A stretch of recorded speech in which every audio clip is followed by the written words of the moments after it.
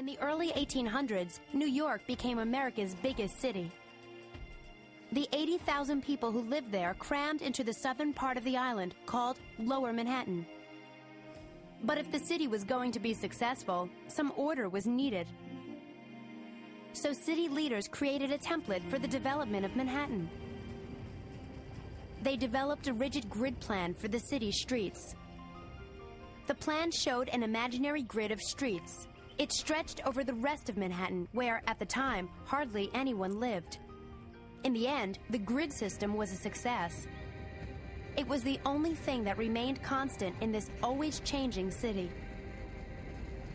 In the early 1800s, the state of New York built a canal system linking the city's rivers to the Great Lakes. Then companies built railroads. Both helped make the city a center for world trade and attracted more immigrants to the city. But the grid plan had not allowed for any large public spaces.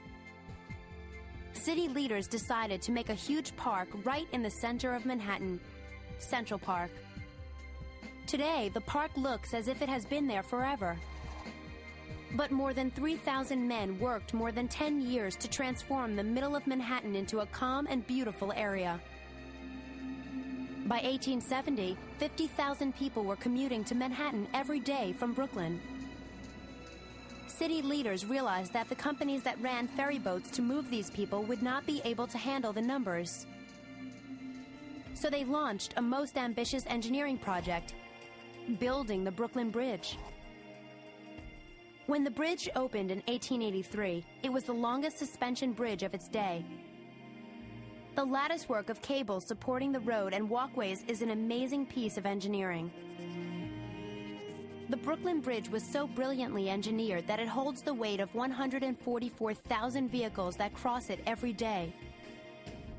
At the same time the bridge was being built, New York was leading the way into a new technological age.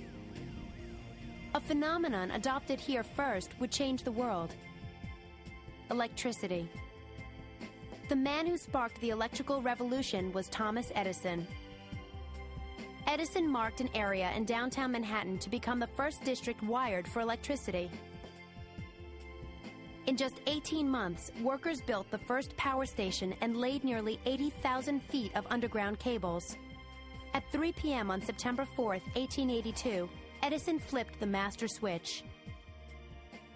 The lights came on, and as darkness slowly descended, the lights got brighter. That night, the area was like a wonderland. New Yorkers saw a strong, steady light, not the flickering gaslight that people were used to.